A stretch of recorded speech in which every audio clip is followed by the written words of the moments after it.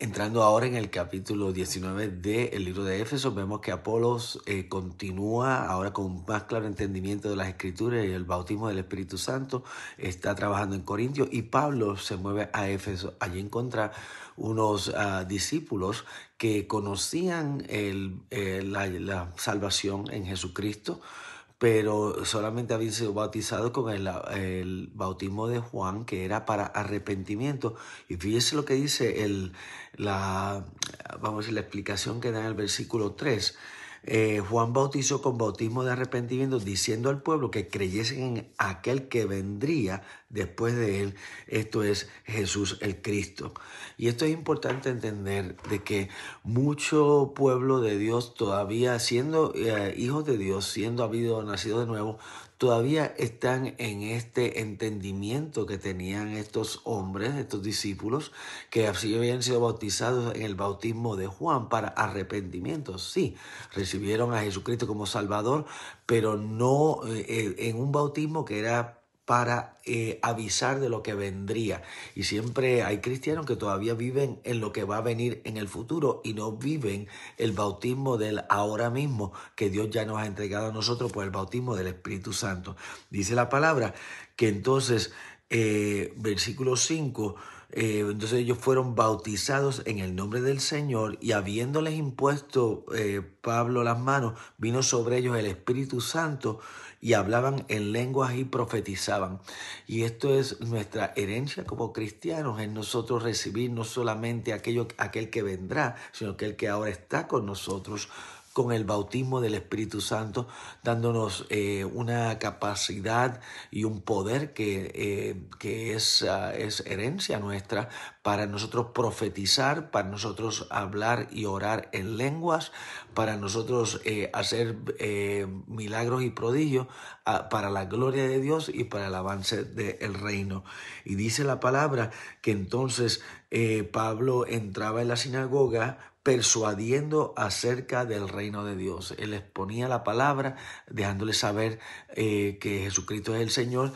Pero entonces vemos el versículo 9, que endureciéndose algunos y no creyendo, maldecían el camino delante de la multitud.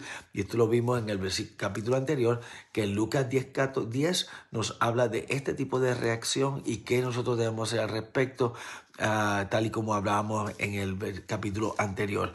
Así que dice la palabra que él continúa a través de 2 años en Éfeso, instruyendo, convenciendo, trabajando con el pueblo. Y dice la palabra, el versículo 11 al 13, que Dios hacía milagros y prodigios a través del apóstol, haciendo milagros que no habíamos escuchado antes, como los paños de él los llevaban a los enfermos y los enfermos se sanaban.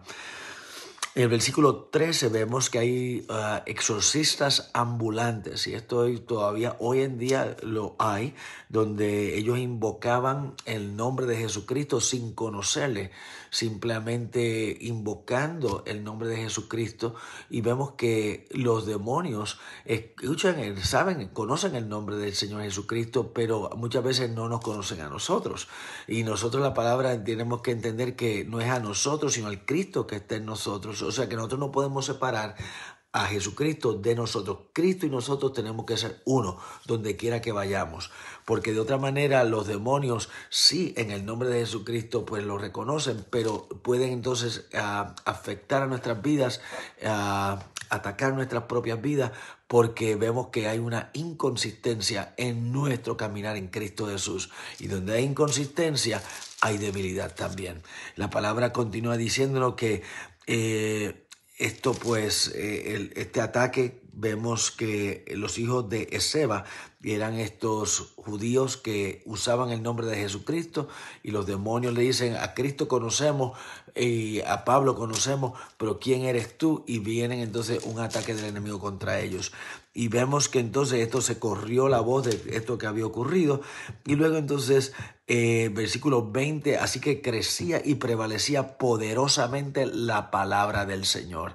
Y eso es lo que está en nosotros haciendo, este avivamiento, es el conocimiento y la penetración de la palabra en nuestras vidas. Y vemos el versículo 21 al 40, vemos aquí que entonces estando Pablo en Éfeso, hay una hay una gran conmoción, ya que Éfeso era un lugar de grande idolatría de la diosa Diana.